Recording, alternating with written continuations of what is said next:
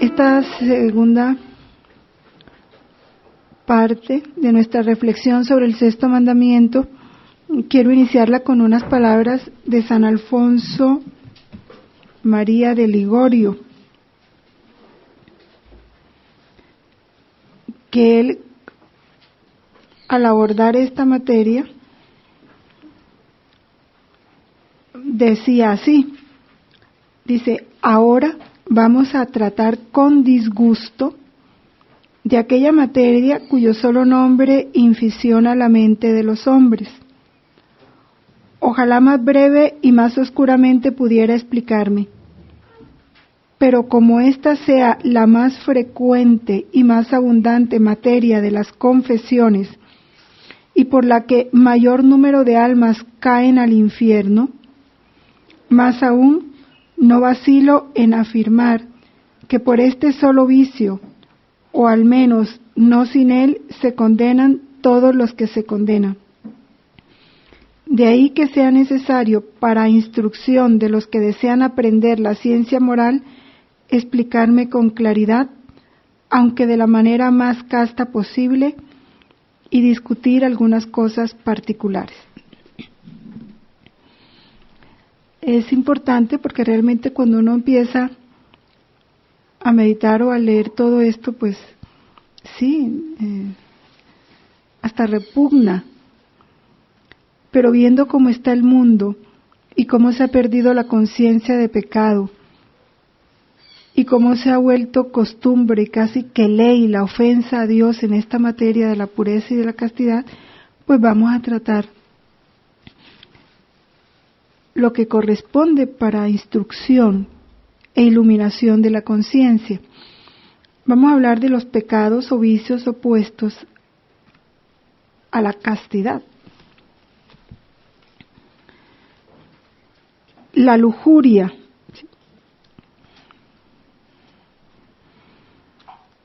¿Qué es la lujuria? Es el deseo o goce desordenado del placer venéreo.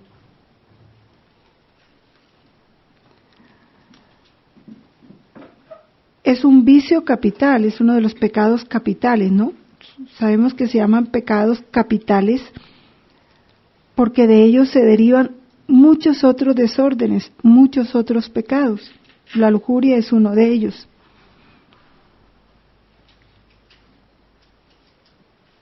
Este desorden en el placer sexual trae ceguera de la mente y del espíritu.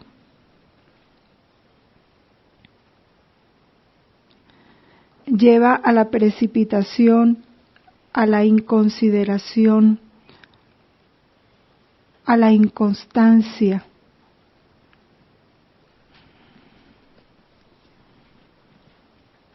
Son las consecuencias, ¿no? Un amor desordenado a sí mismo.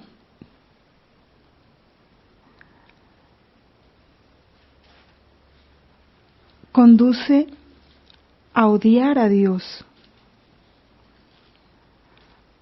a apegarse a esta vida y a sentir horror por la vida eterna.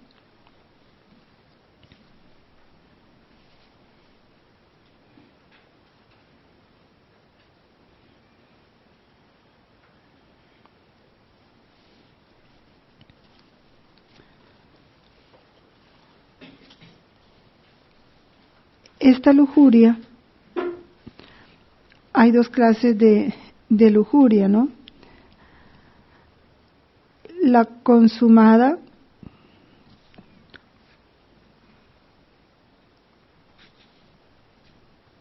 y la imperfecta. La consumada es esa que llega hasta su término natural, ¿no? Y puede terminar en la generación de un nuevo ser. Esa unión carnal, ¿no? Que llega hasta su pleno término y puede conducir eso a la generación de un nuevo ser.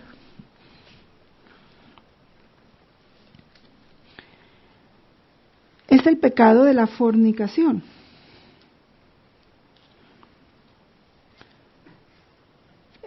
Es es una de las manifestaciones de la lujuria, la fornicación.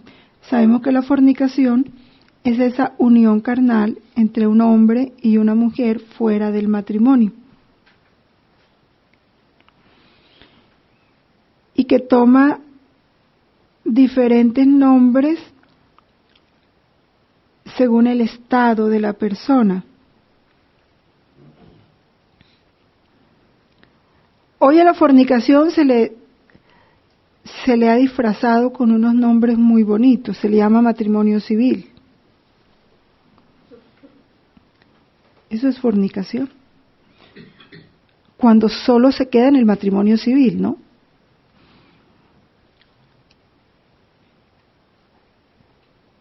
Prostitución o relaciones, también están las relaciones prematrimoniales,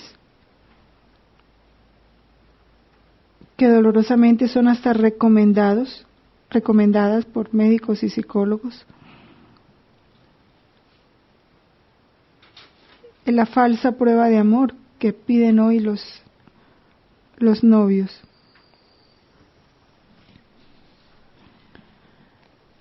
También la fornicación se puede dar a manera de violación, que sabemos que es forzar o agredir a la otra persona con violencia para llevarla a la intimidad sexual.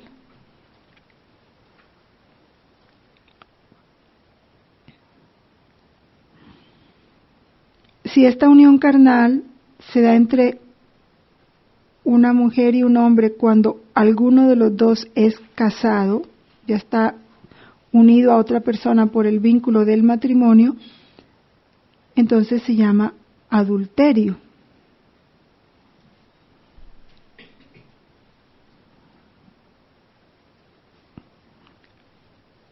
Este adulterio es perfecto si se consuma la unión, o es imperfecto si solo se da en el pensamiento o en el afecto, sin que se llegue a consumar la unión. Es lo que dice Jesús, que ya leíamos, ¿no?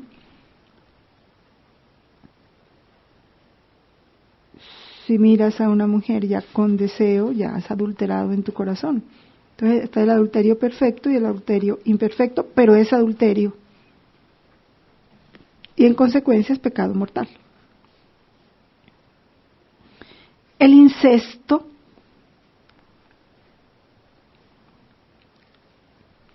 que es ese acto carnal entre personas parientes, dentro de los grados que la Iglesia prohíbe: primer grado, padres e hijos, entre hermanos.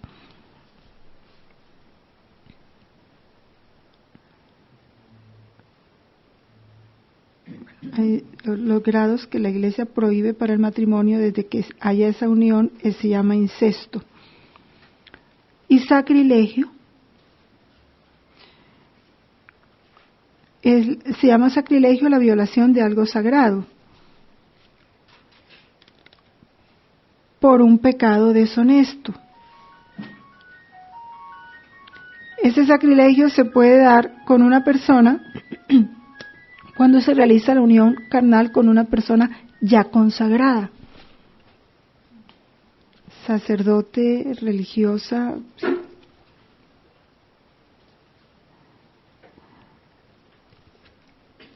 o cuando se realizan actos deshonestos dentro de un lugar sagrado, el caso de un templo.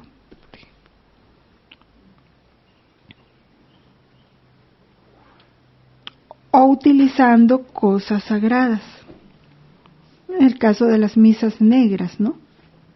Donde toman la hostia consagrada para profanarla a través de actos deshonestos. Pues es al mismo Jesús, o los vasos sagrados. Son pecados de fornicación que llevan al sacrilegio. También está la fornicación imperfecta, Bueno, la interna es la que se da a través de pensamientos, ¿no? O deseos, cuando se empiezan a estimular todos esos pensamientos, imaginaciones, deseos. O a través de producirse el placer a través de tocamientos, imágenes, besos. Se puede llegar al pecado de fornicación sin consumar el acto.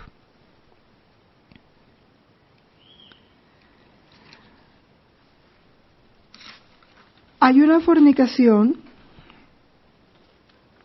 que va contra la naturaleza y de las que nos habla el catecismo.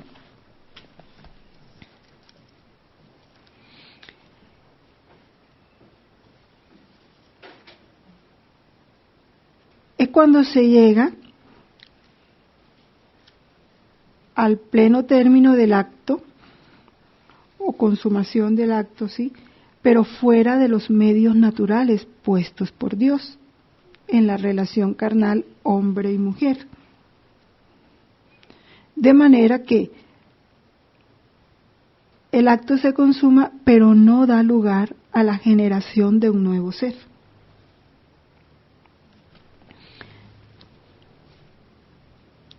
Entre estos pecados está la masturbación, que lo explica el numeral 2352.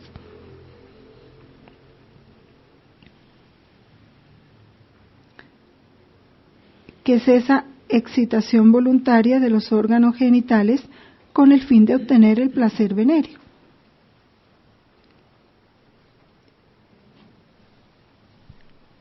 Y que tanto el magisterio de la Iglesia como el mismo sentido moral, porque en una conciencia bien formada y una razón, una conciencia iluminada por la razón, tiene que concluir que eso no es así, que no está bien. El magisterio de la Iglesia dice que la masturbación es un acto intrínseca y gravemente desordenado.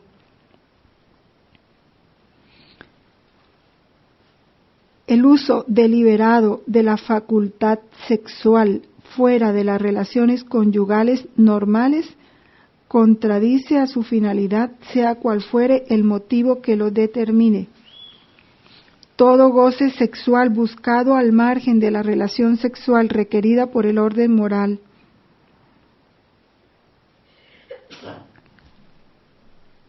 es condenado, no está bien en el hombre.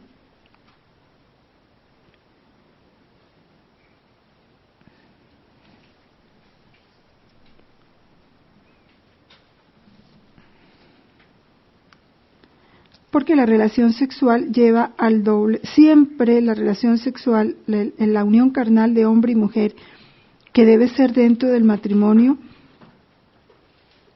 es lícita y bendecida por Dios cuando se ajusta a los dos principales fines, que es esa entrega mutua y la procreación. Fuera de esos dos fines, esa relación no es bendecida por Dios, y la masturbación no busca ninguno de esos dos fines, porque es lo que se llama el pecado solitario, y que dolorosamente hoy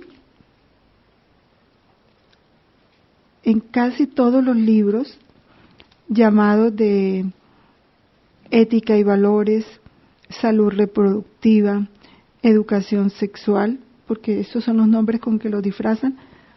Miren, casi todos los libros de educación sexual hoy recomiendan la masturbación como sexo seguro.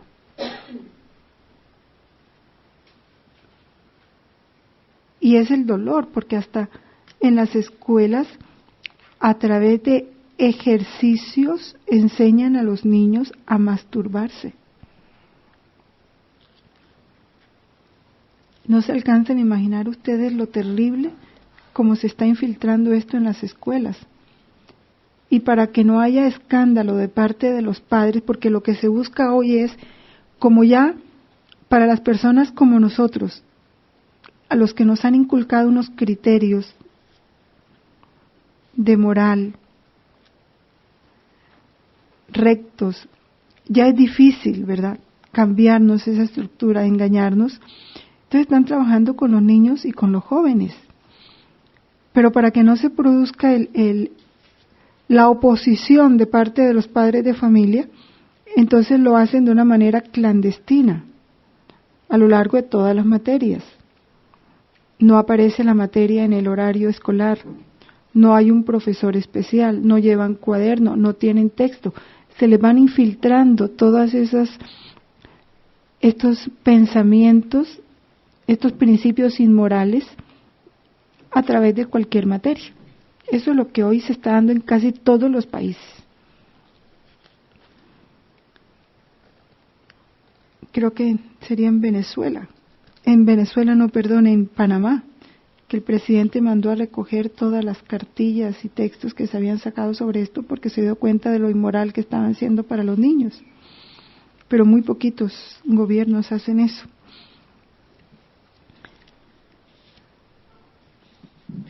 Está también el onanismo.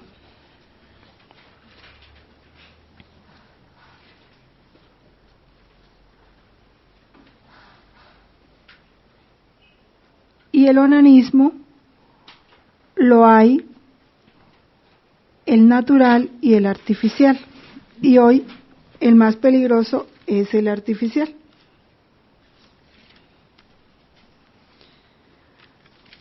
¿Qué es el onanismo?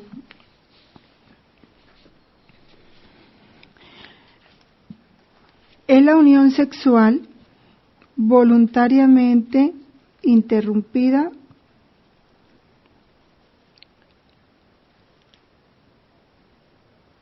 con el fin de no generar otro ser,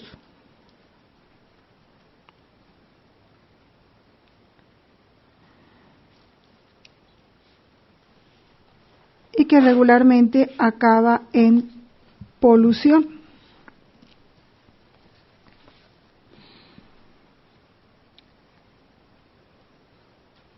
El natural es el que condenó Dios,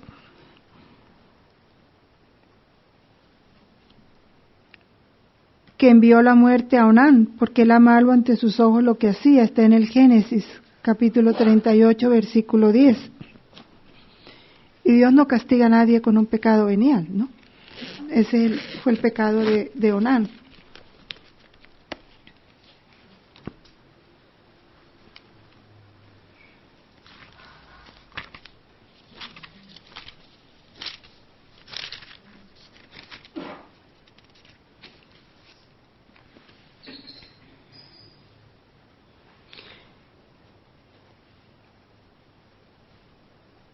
Dice, dijo Judá a Onán, entra a la mujer de tu hermano y tómala como cuñado que eres para suscitar prole a tu hermano.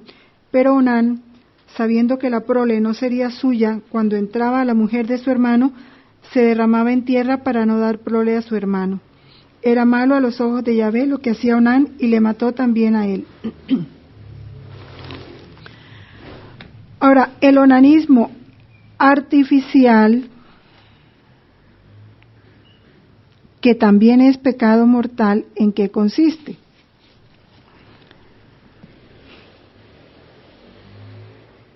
En la realización de todo acto o utilización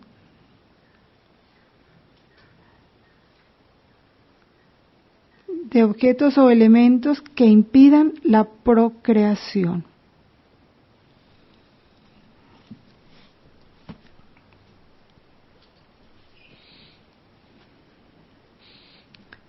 O sea, se utilizan elementos o medios artificiales para impedir la procreación. Su Santidad Pío XI, en la encíclica Casti Connubii, que está toda referida precisamente a esta castidad en el matrimonio, se expresa así. Dice, cualquier uso del matrimonio en cuyo ejercicio el acto queda destituido por propia industria de su natural fuerza procreativa, va contra la ley de Dios y contra la ley natural, y los que obren de tal modo se hacen reos de un grave delito.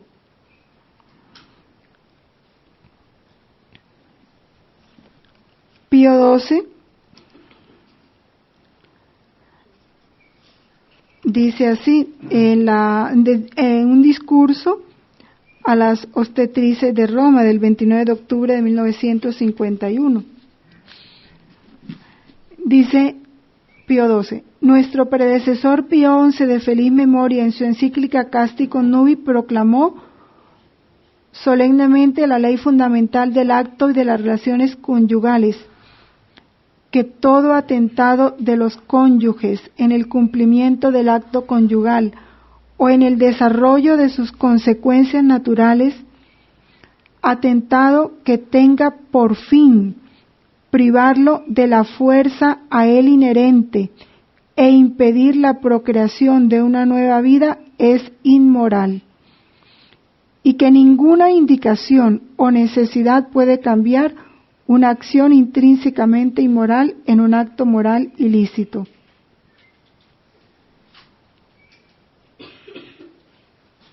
Debemos, y Pablo VI en la encíclica Humanae Vitae, que la Iglesia esto lo ha dicho siempre, dice así: debemos una vez más declarar que hay que excluir absolutamente como vía lícita para la regulación de los nacimientos toda acción que, o en previsión del acto conyugal, previsión, antes, o su realización, o en el desarrollo de sus consecuencias naturales después, se proponga como fin o como medio hacer imposible la procreación. Esto es lo que condena las vaginas artificiales, el condón, el uso de espumas o líquidos posteriores a la relación, ¿sí?, para evitar la procreación. Todo eso es condenado, es inmoral. ¿Por qué? ¿Cuál es la razón? Porque dice, ay, pero eso no son anticonceptivos, ahí no se está matando. No, ¿qué es lo que pasa? Va contra la naturaleza misma del acto conyugal, que debe estar abierto a la procreación. Todo acto conyugal tiene que estar abierto a la procreación. Es Dios el que determina si genera un nuevo ser o no. Y porque se hace a través de medios artificiales. Cuando la pareja tiene necesidad, realmente hay motivos suficientemente justificables para no engendrar en ese momento un nuevo ser, o sea, para espaciar el nacimiento de sus hijos. Es lo único que la Iglesia permite, espaciar. No determinar el número de hijos, no. Es espaciarlos. Entonces está el método natural, que requiere continencia en los tiempos en que la mujer es fecunda, que son los tiempos de humedad, de ovulación de la mujer. Es lo único que la Iglesia permite. Y eso exige de parte del hombre y de la mujer continencia. Todo lo que se salga de ahí es inmoral y es pecado mortal.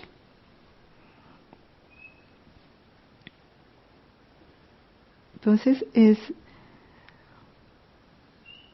la unión conyugal se ordena de suyo a la generación de los hijos y no se le puede destituir por propia industria de esa finalidad sin contrariar en absoluto el orden natural de las cosas establecidos por Dios mismo. Y es pecado de onanismo. Todo eso es un pecado de onanismo. Porque mucha gente, sí, anticonceptivos no, pero entonces sí el condón. Ay, pero ¿por qué no se puede usar el condón? Entonces es entenderlo, porque hoy eso está tan, es que da horror. Yo aquí no lo he visto, pero pero de pronto sí lo hay, pero en otros países, ve usted en los aeropuertos, en los hoteles, vallas grandes, casi que forran todas las columnas, haciéndole propaganda al condón. ¿No? Bueno, entonces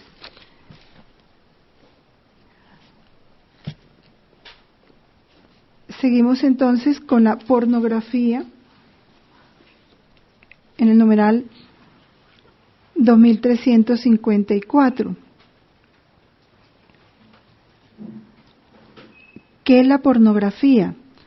Dar a conocer actos sexuales reales o simulados, porque a veces los actores no lo alcanzan a consumar, pero lo están simulando.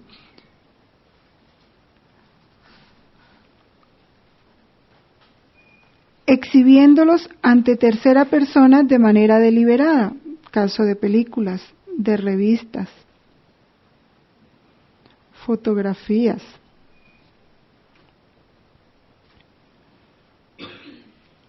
Eso ofende la castidad porque desnaturaliza la finalidad del acto sexual.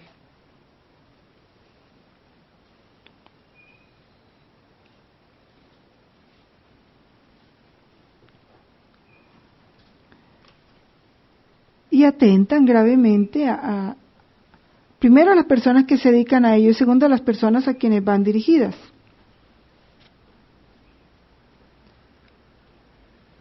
Porque se hacen objeto de placer y procuran una ganancia ilícita. Corrompen la mente de los niños y de los jóvenes. Es una falta grave. Dice, las autoridades civiles deben impedirlo. Pero ¿quién lo impide? Casi que ni siquiera los padres de familia lo regulan en sus hijos, lo evitan, no lo controlan. ¿Qué leen tus hijos? ¿Qué escuchan? La música. Hoy casi todas las canciones son pornográficas. Da asco escuchar muchas canciones de hoy.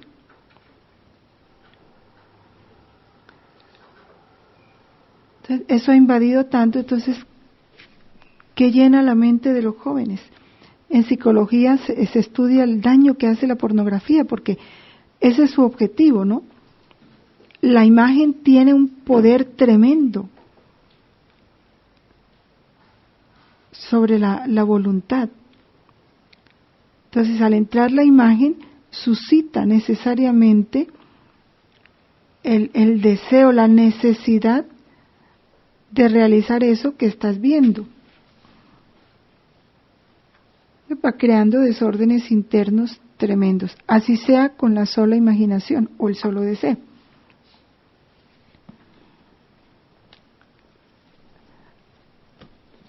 La prostitución atenta a la dignidad de la persona, porque la persona en la prostitución queda reducida a un objeto de placer, venéreo.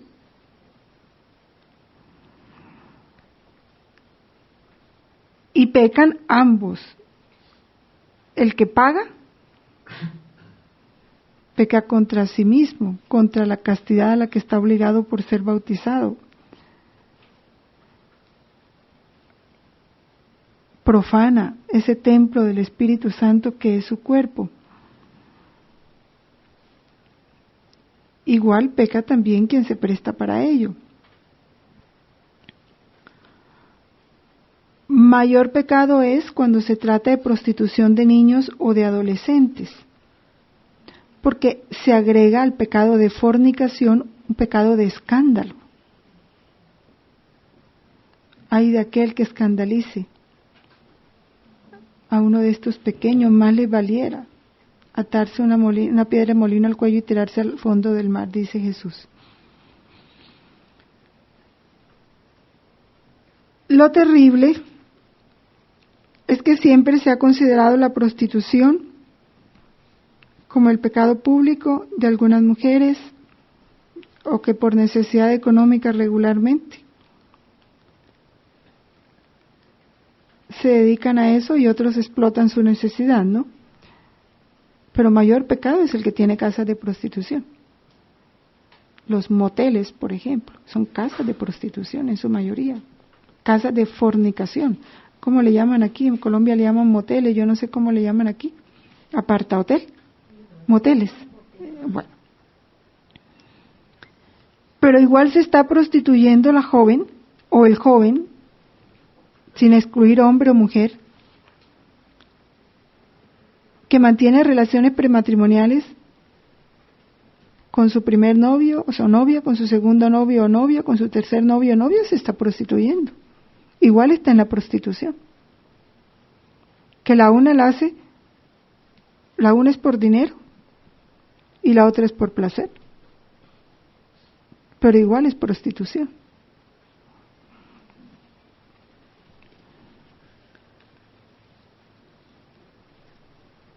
La violación, que ya veíamos, que es agredir con violencia la intimidad sexual de una persona, es pecado grave.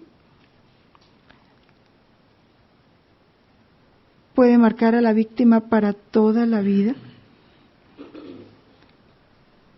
Peor cuando se trata de incestos. Ahora hay mucho abuso de menor. En el caso de padres a hijos, de abuelos a nietos, de tíos a sobrinos o sobrinas, o de educadores a sus alumnos. Igual pecado de escándalo. La homosexualidad.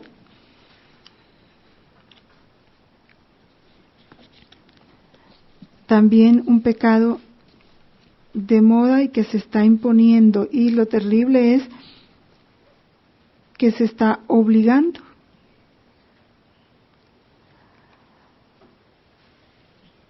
A que se acepte como algo normal.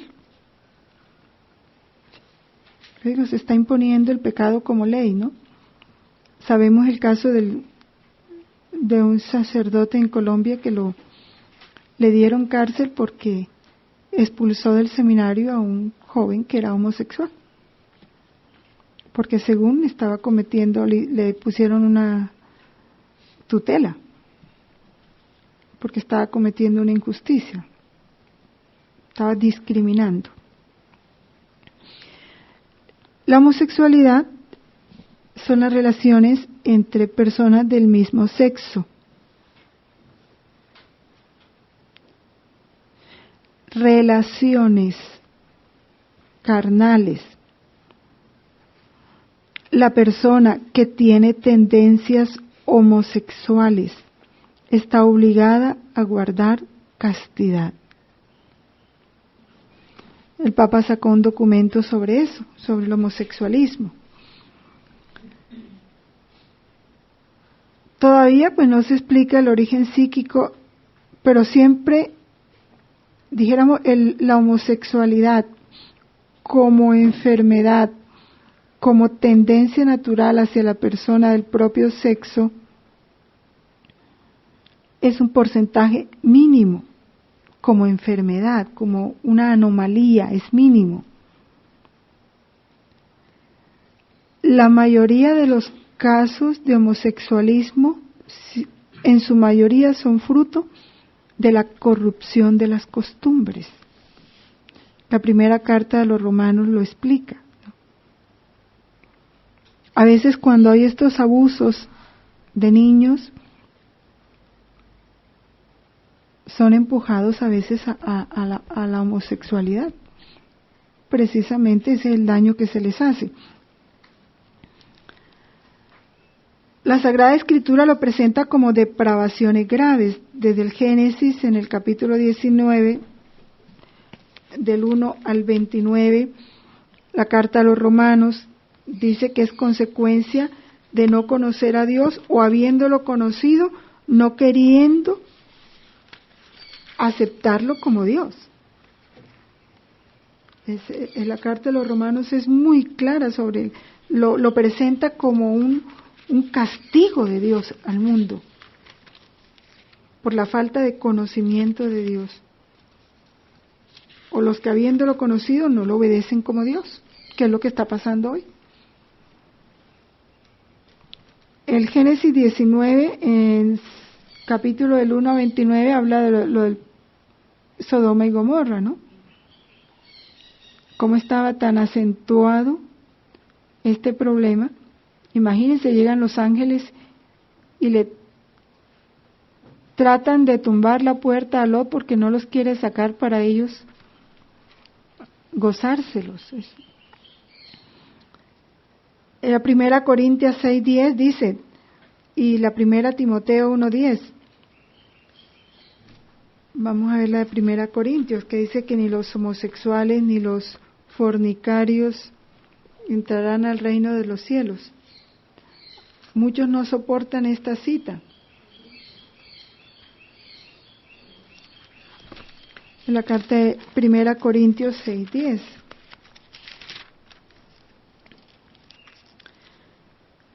¿No sabéis que los injustos no poseerán el reino de Dios? No os engañéis, ni los fornicarios, ni los idólatras, ni los adúlteros, ni los afeminados, ni los sodomitas, ni los ladrones, ni los avaros, ni los ebrios, ni los maldicientes, ni los rapaces poseerán el reino de Dios.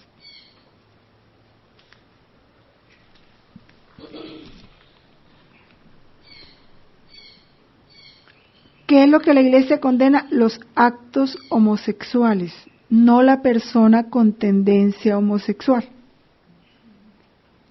La persona con tendencia homosexual está obligada a guardar castidad, a no realizar actos homosexuales. Y nosotros tenemos que confiar, conocer quién es Dios. Dios nos conoce mucho más de lo que nosotros nos conocemos. Así como Dios a nivel físico, al que le priva del sentido de la vista por cualquier circunstancia, el que nace ciego, no le duplica a Dios en sus otros sentidos la capacidad para defenderse. ¿Cómo un ciego te distingue los billetes por el tacto si ninguno de nosotros lo puede hacer? Porque tenemos todos los 5 sentidos. Como Él no lo tiene los 5, pues Dios le suple, porque Dios es papá, Dios es amor, Dios es justicia, Dios es bondad. Si hay un hijo con tendencias homosexuales, no le va a dar Dios la fuerza para mantenerse en castidad y no le va a suplir de otra forma toda esa capacidad de interrelación y de comunión con los demás, si Dios es papá. Lo que hay que hacer es confiar. Dios es perfecto en todo lo que hace y en todo lo que permite. Pero eso es lo que el mundo se ha olvidado. ¿Quién es Dios? Y a esas personas hay que amarlas, hay que ayudarlas, hay que orientarlas. Y nos toca hacer como fuerza para ellos, para que vivan como Dios lo quiere.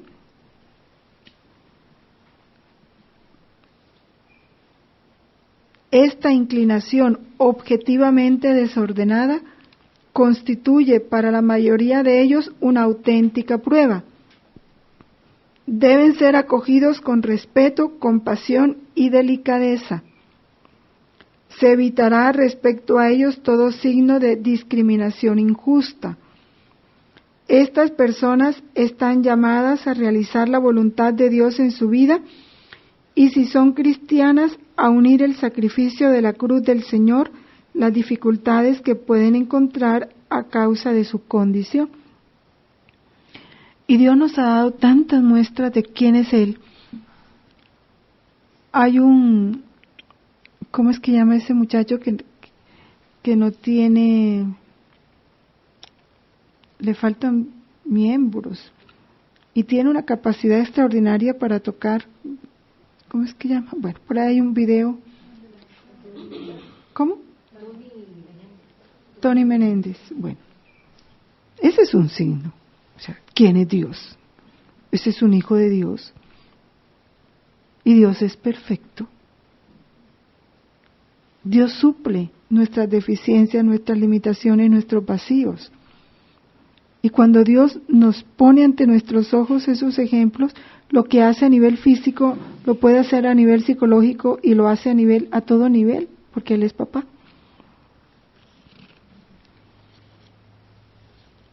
Las personas homosexuales están llamadas a la castidad, con todo, empleando los medios que ya dijimos, el dominio de sí, la educación de esa libertad interior, mediante el apoyo de una amistad desinteresada. Eso es lo que nosotros tenemos que ofrecerles, una amistad desinteresada que se vuelva fuerza para ellos, ¿no? Estímulo para responder a ese sacrificio que Dios les está pidiendo, que lleven una vida de oración, una frecuencia de los sacramentos, porque también ellos están llamados a la santidad.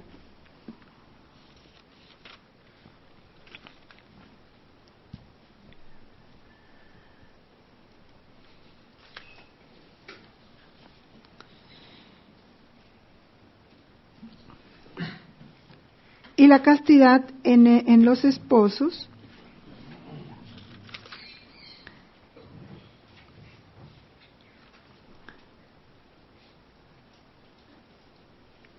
¿cómo se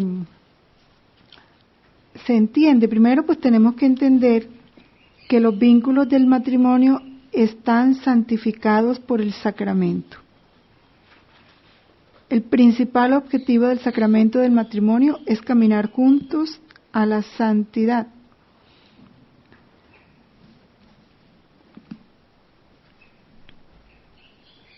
El numeral 2361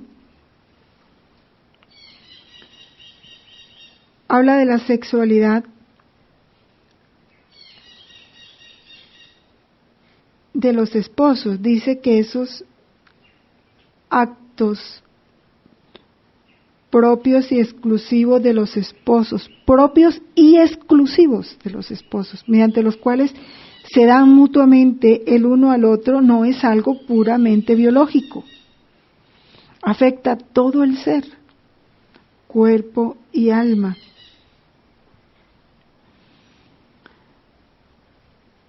Esta unión se realiza cuando es fruto del amor. Y porque hay amor, los dos se comprometen en esa donación mutua hasta la muerte.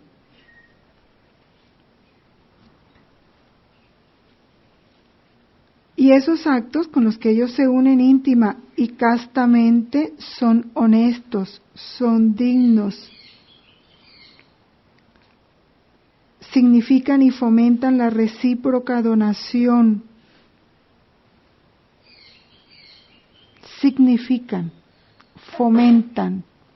Primero lo significan, esa donación, la fomentan, la acrecientan, la estrechan. Esa unión que los enriquece mutuamente y los llena de alegría y de gratitud. Son actos santos ante Dios. Pío XII dice algo importante, dice, el Creador estableció que en esta función de generación los esposos experimenten un placer y una satisfacción del cuerpo y del espíritu.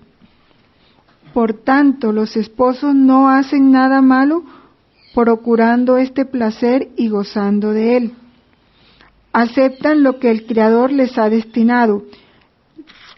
Pero agrega algo importante. Sin embargo, los esposos deben saber mantenerse en los límites de una justa moderación. Pero el numeral 2363 aclara esta parte. Dice, por la unión de los esposos se realiza el doble fin del matrimonio. Primero, el bien de los esposos. O sea, el manifestarse ese amor, el significar en el acto sexual esa unión, ese ser uno en cuerpo y alma. Y el otro es la transmisión de la vida. No se pueden separar estas dos significaciones o valores del matrimonio sin alterar la vida espiritual de los cónyuges ni comprometer los bienes del matrimonio y el porvenir de la familia. Qué importante es esto. No se pueden separar estos dos fines.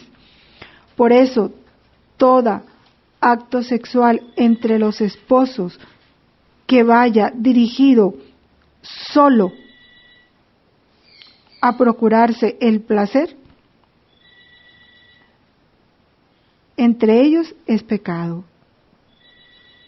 Solo el placer. Deben estar íntimamente relacionados los dos fines. Eso y la transmisión de la vida. Y no es buscar el placer, es manifestarse el amor. Ese es el objetivo. ¿Por qué? Porque viene, ¿qué es lo que nos dice el catecismo? Cuando se separan estas dos cosas, ¿qué pasa? Se altera la vida espiritual de los cónyuges. Comprometen los bienes del matrimonio, fidelidad, amor, sacrificio y el porvenir de la familia. Empiezan las cosas mal y no se sabe por qué, pero es porque no se ha obedecido a Dios. Siempre que las cosas se hagan dentro de la voluntad de Dios, traen bendición. Cuando todo se aparta de la voluntad de Dios, trae desorden y caos. Aquí nace, dijéramos, aquí se entiende el por qué la estabilidad de unas parejas y por qué la inestabilidad de otras. Y debieran examinarse cuando las cosas no andan bien. Cuando las cosas externamente no andan bien es porque internamente falta algo. ¿Qué falta? ¿Por qué? Porque es cierto, a veces no se busca el placer, sino como muchas mujeres, no, yo tengo que tener un hijo como dé lugar, yo sin un hijo no me quedo. Entonces buscan la unión ni siquiera por el placer, es por el hijo, pero no está la otra parte, ¿sí? La donación en el amor. Y es un acto tremendamente egoísta. Si tú tener un hijo y vas a dejar ese hijo sin hogar y sin padre, estás pensando en ti y en él.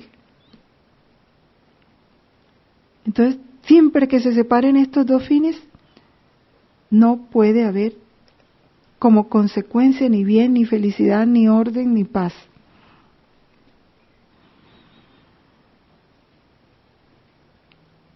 Por eso, ese amor del hombre y la mujer dentro del matrimonio tiene estos dos fines: la fidelidad en un amor constante, creciente, mutuo hasta la muerte, y la fecundidad. No se pueden separar.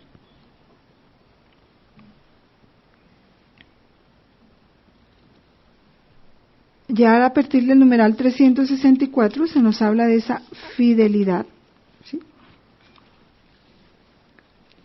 Que esa fidelidad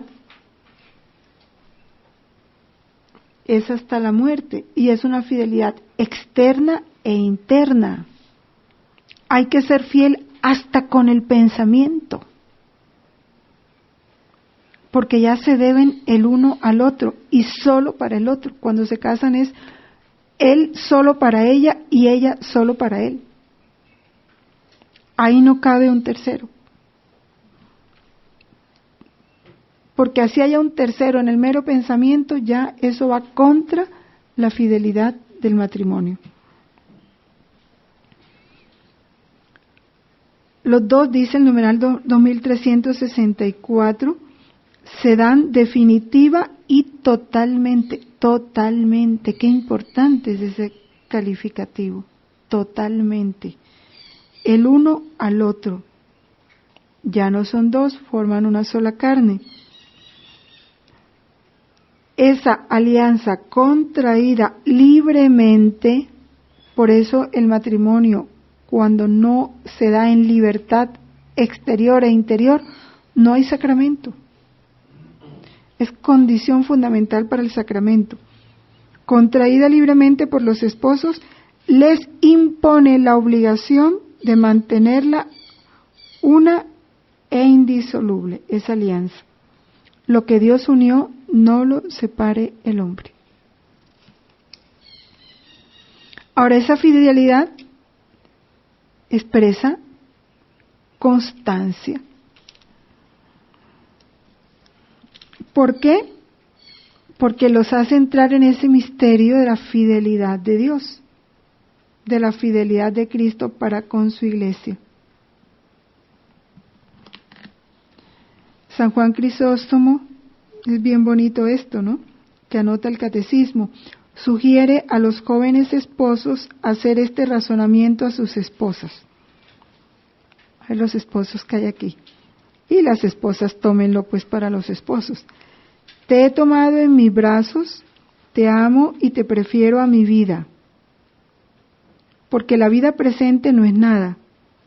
Mi deseo más ardiente es pasarla contigo de tal manera que estemos seguros de no estar separados en la vida que nos está reservada.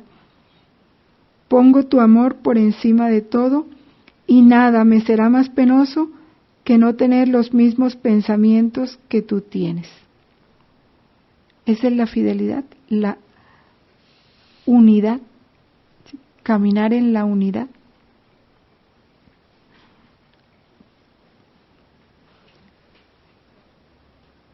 Y luego la fecundidad, que es el otro aspecto importante en esta castidad matrimonial. Es un don y es un fin del matrimonio. La fecundidad es un don. Ya en el Antiguo Testamento sabemos el martirio y casi que la vergüenza que era la esterilidad para las mujeres. Y es un don de Dios. Pero al mismo tiempo es un fin del matrimonio.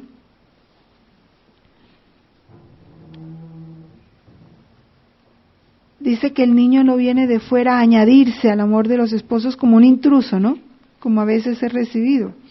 Es fruto, brota de ese corazón mismo, de ese don recíproco de la pareja. Por eso la Iglesia está en favor de la vida. Enseña que todo acto matrimonial en sí mismo debe quedar abierto a la transmisión de la vida. Lo dice la Humanae Vitae en el numeral 11. Y Familiares Consorcio, en el numeral 30, habla de ese estar a favor de la vida. Vuelve a repetir el catecismo cómo insiste en estos dos significados de la unión matrimonial. El significado unitivo y el significado procreador.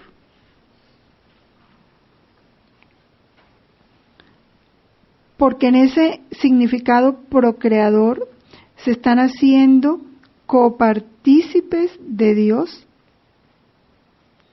en la generación de nuevos hijos de Dios, de nuevas imágenes de Dios.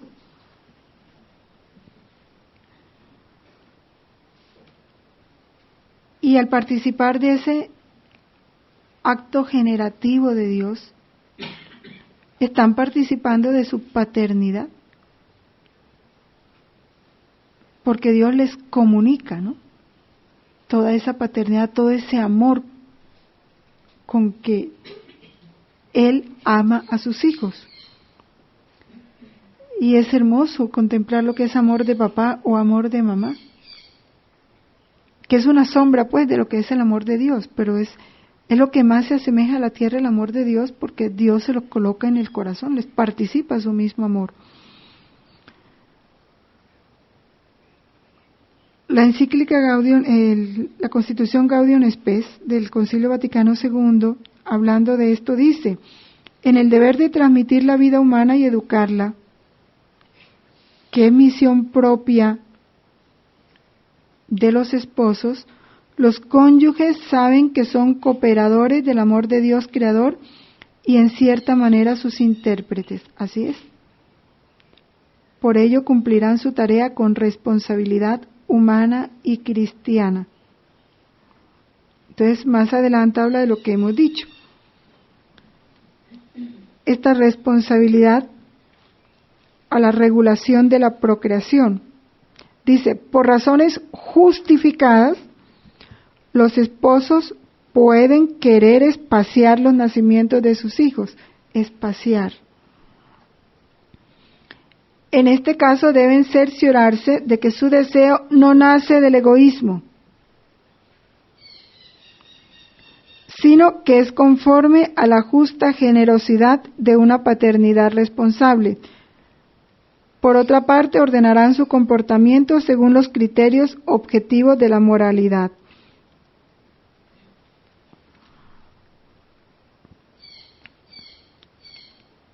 ¿Cuáles son los criterios de la moralidad? Los dice aquí.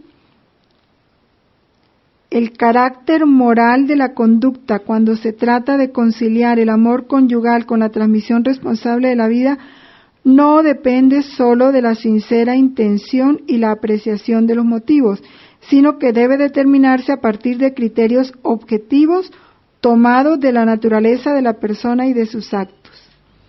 Criterios que conserven íntegro el sentido de la donación mutua y de la procreación humana en el contexto del amor verdadero. Esto es imposible si no se cultiva con sinceridad la virtud de la castidad conyugal. Claro, ¿qué pasa? Dos universitarios entran en una relación de noviazgo moderna. Ella queda embarazada. Les toca apresurar el matrimonio si al menos tienen una conciencia de responsabilidad. Si hay una actitud egoísta, sí, nos casamos, pero tenemos que terminar la carrera. Entonces, anticonceptivos, porque no podemos tener hijos.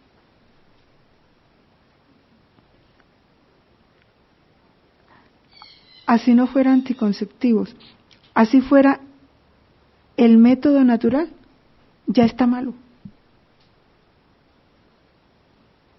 ¿Por qué? Porque ahí tiene que primar la procreación. Cometiste un error, sacrificas tu carrera, por lo menos ella. Pero es que no, o sea, es la ley del embudo, ¿no? Lo ancho para el hombre, lo estrecho para Dios. A Dios hay que hacerle un lado. Lo que Dios manda no interesa, no interesa lo que nosotros queremos, y eso está pasando mucho. Mucho. ¿Por qué? Porque no hay, como dice aquí, no se conserva íntegro ese sentido de la donación mutua, de la procreación humana en un contexto de amor verdadero. ¿Por qué? Porque no se cultiva la virtud de la castidad conyugal, no se cultiva. Entonces hoy hay una precipitación en todo eso, entonces no se abren a la procreación por egoísmo, porque no hay razones verdaderamente justas, sino que todo brota del egoísmo, no están conforme a la moral. Hoy sucede mucho. Es que condición para el matrimonio es tener ya una estabilidad económica, por lo menos con la que tú puedas afrontar la responsabilidad de un hogar, de un hijo, de una esposa. Pero hoy no se piensa en nada de eso. Hay que tener un orden para poder hacer un compromiso de donación hasta la muerte, como Dios lo pide, no como nosotros nos lo imaginamos.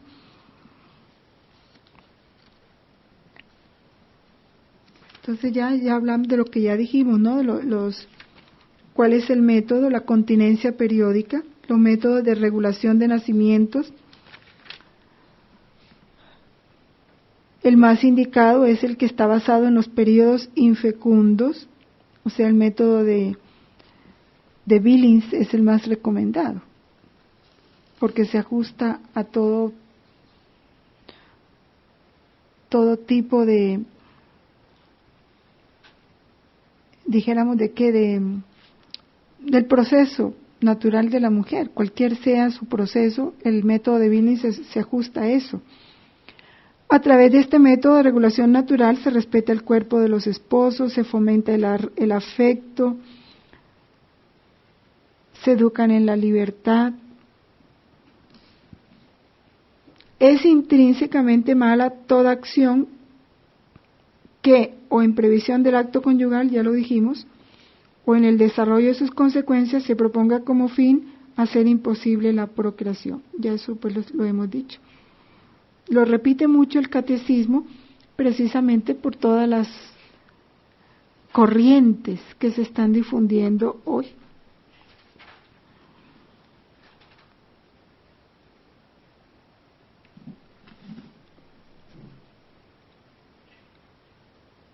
El numeral 2371 anota algo que ojalá los padres nunca olviden.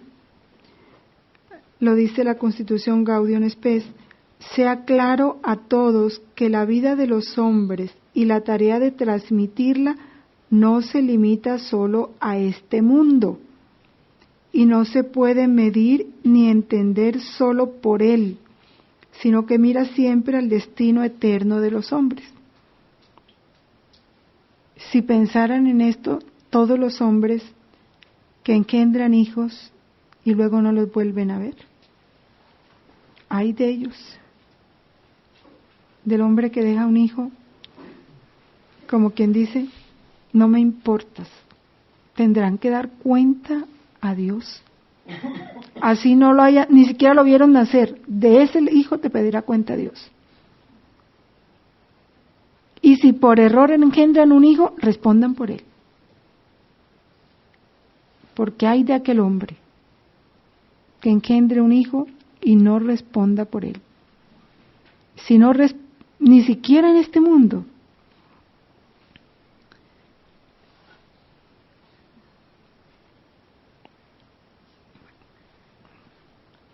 El Estado colabora con los papás, pero no es el responsable. Por eso no puede tomar decisiones autoritarias o coartar el derecho que tienen los padres sobre la educación de los hijos. No puede suplantar a los padres, que son los primeros educadores, ni privarlos de ese deber y también derecho. Por eso el Estado carece de autoridad para intervenir con medios contrarios a la ley moral. Esto está pasando en otros países, que el Estado quiere intervenir en la educación de los hijos y obligar a los padres. Entonces los padres, por lo menos en España, ya están siendo orientados por la Iglesia y están haciendo valer sus derechos de padres y exigiendo que tal materia, esta asignatura no se le dicta a los hijos. Porque es deber y derecho de los padres. A veces en esto los padres en nuestros países han sido muy débiles porque le han dejado toda la autoridad al colegio. Y el colegio no tiene la autoridad. Los padres de familia hacen un contrato con el colegio para que el colegio eduque a los hijos conforme los principios. Por eso los padres tienen que saber en qué colegio meten a sus hijos para poder exigir. Porque tú no puedes exigir que te eduquen a tus hijos según la moral cristiana si metes a tus hijos en un colegio hebreo, por ejemplo. O musulmán. No, ellos ya tienen unos criterios. El culpable eres tú que no supiste elegir. Pero si tú colocas a tu hijo en un colegio católico, tienes todo el derecho de exigir que allí se enseñe una moral católica. Y todo lo que vaya contra esa moral, tú debes reclamarlo.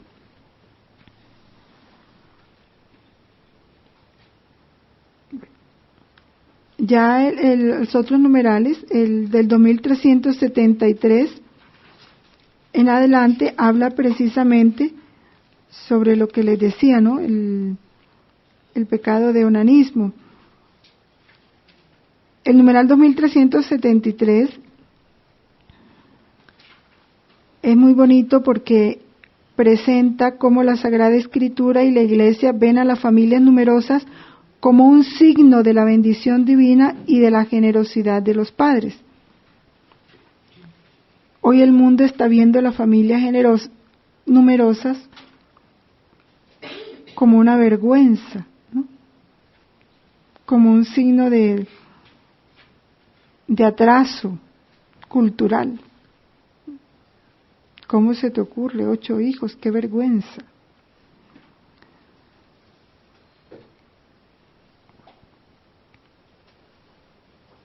Entonces viene a hablar todo el problema que se está presentando hoy de la manipulación de la vida, la fecundación in vitro, en el numeral 2373. 2375 y 76. Sobre las investigaciones que intentan reducir la esterilidad humana, deben alentarse. La Iglesia no se opone,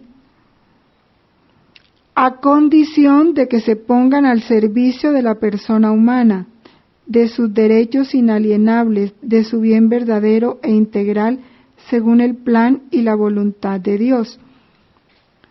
Entonces viene la condenación a las técnicas que provocan una disociación de la paternidad por intervención de una persona extraña a los cónyuges.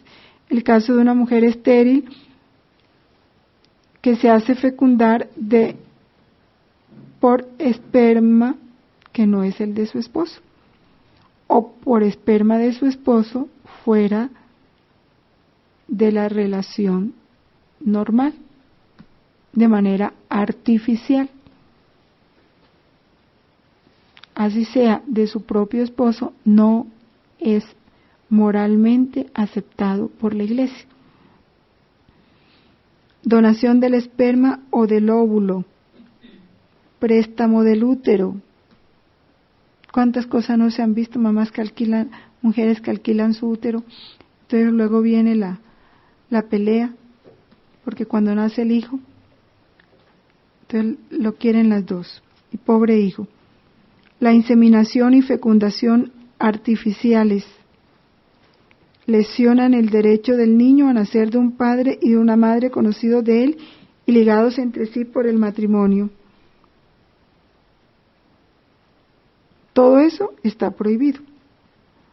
Y repito, así sea la fecundación in vitro, así se haga con el esperma de su propio esposo, no es aceptada por la Iglesia, es inmoral, porque se da fuera de los medios naturales puestos por Dios. Algunas personas piensan que por tratarse de su esposo lo pueden hacer. No. Practicadas dentro de la pareja, estas técnicas, inseminación y fecundación artificiales homólogas, son quizá menos perjudiciales, pero no dejan de ser moralmente reprobables. Disocian el acto sexual del acto procreador, claro. Están fuera de los medios normales. El acto fundador de la existencia del hijo ya no es un acto por el que dos personas se dan uno a otra, sino que confía la vida y la identidad del embrión al poder de los médicos y de los biólogos e instaura un dominio de la técnica sobre el origen y sobre el destino de la persona humana. Una tal relación de dominio es en sí contraria a la dignidad e igualdad que debe ser común a padres e hijos. La procreación queda privada de su perfección propia desde el punto de vista moral cuando no es querida como el fruto del acto conyugal, es decir, del gesto específico de la unión de los esposos. Solamente el respeto de la conexión existente entre los significados del acto conyugal y el respeto de la unidad del ser humano consiente una procreación conforme con la dignidad de la persona. Y el 2378 dice una cosa que es importantísima. El hijo no es un derecho, sino un don. Por eso las lesbianas no tienen derecho a tener un hijo. Ni los homosexuales tienen derecho a tener un hijo. Es que la adopción para homosexuales se está dando porque también ellos tienen derecho. No, es que el hijo no es un derecho, es un don. Y como don viene de Dios. Que ese es otro error que se está difundiendo hoy, por el que se están dando tantas leyes. Por eso no es un objeto de propiedad.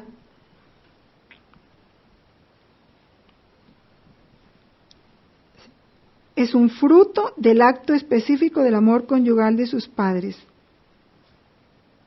Bien importante esto.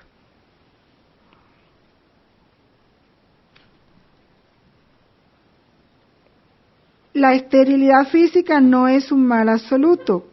Los esposos estériles pueden adoptar un hijo. Y otras ofensas contra la dignidad del matrimonio, vistas así rápidamente, y a ustedes las leen más detenidamente, está el adulterio. De eso no hay que hablar mucho, ya todos lo sabemos. Ya lo explicamos. Es una injusticia el adulterio.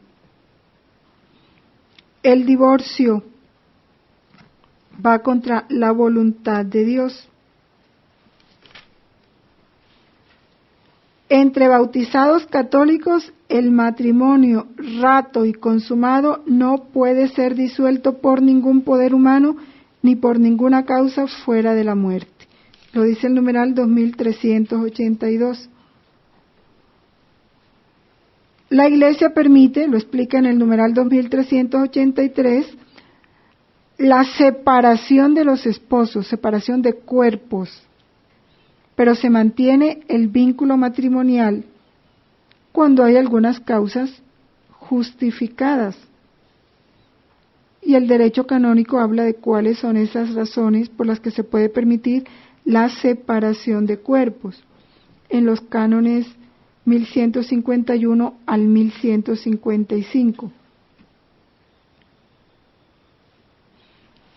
En esta separación de cuerpos se puede dar el divorcio civil, pero solo el civil. No quiere decir que porque se divorciaron civilmente ya están divorciados ante Dios. No, mantienen el vínculo matrimonial. Este divorcio civil para los que están casados por el sacramento del matrimonio se da cuando representa la única manera posible de asegurar ciertos derechos legítimos. Ya ha habido una infidelidad, por ejemplo. Él o ella están unidos con otra persona. Hay necesidad de proteger el patrimonio familiar, porque la familia no se ha disuelto. De asegurar algunos derechos para los hijos. Entonces, para que eso se dé, se procede a un divorcio civil. ¿Sí? El cuidado de los hijos, la defensa del patrimonio, entonces se permite ese divorcio civil sin que constituya una falta moral, porque se mantiene el vínculo, ¿no?, matrimonial del sacramento.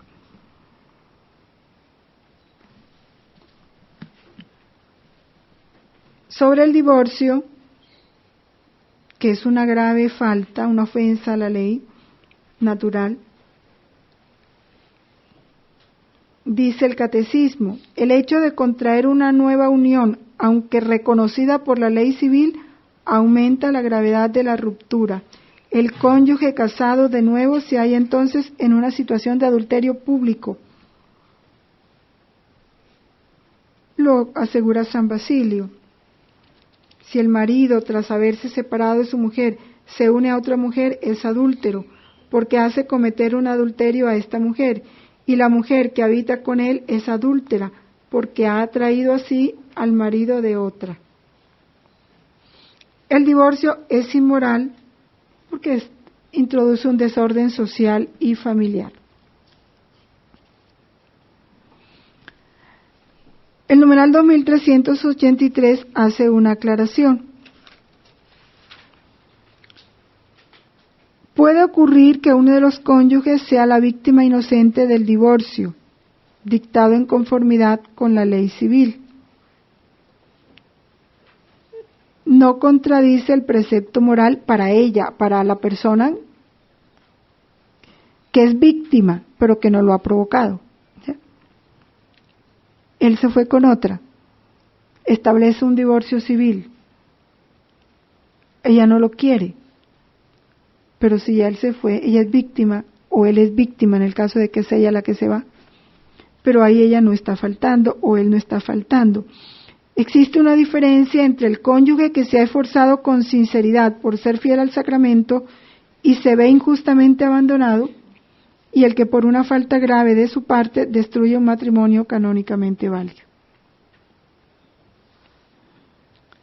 Y en esto hay que tener mucho cuidado, porque a veces en momentos de ira o de impaciencia o de ceguera, pues se hace el divorcio, se echa al otro. Y entonces ahí no has luchado con sinceridad por ser fiel al sacramento. Eso hay que mantener siempre presente esa fidelidad. Otros pecados contra esta castidad en el matrimonio está la poligamia, que es lo mismo que el adulterio, ¿no? Tener otras personas con las que se mantiene esa unión. Y la unión libre, que ya sabemos que es fornicación. Ya todo esto se habló. Santo Tomás enseña que la lujuria nos impide pensar en lo eterno. El hombre carnal es incapaz de apreciar las cosas de Dios, lo dice la primera carta a los Corintios, en el capítulo 2, en el versículo 14. Ahorita lo importante es pensar en lo que Dios nos pide, pureza y castidad de costumbre, de pensamientos, de palabras, para poder ser esa perfecta imagen y semejanza de Él. Cuando ya a nivel de intimidad conyugal se pueden presentar dudas o preocupaciones o inquietudes sobre algún aspecto, ¿sí?, de esa intimidad, de esa relación, es mejor que consulten con un buen sacerdote, en que ustedes tengan la seguridad de que es un sacerdote que realmente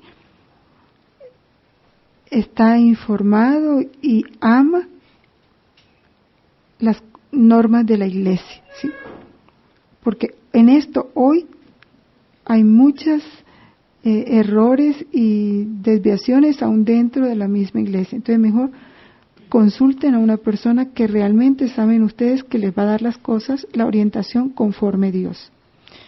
Ni una amiga ni un amigo, sino vayan a lo seguro y así saben que estarán actuando como Dios quiere. Y Dios les dará la respuesta o la orientación que necesitan a través de esa persona cuando ven que van con un corazón sincero. No sé si hay alguna pregunta. ¿Todo está bien? Bueno. Padre nuestro que estás en el cielo, santificado sea tu nombre. Venga a nosotros tu reino. Hágase tu voluntad en la tierra como en el cielo.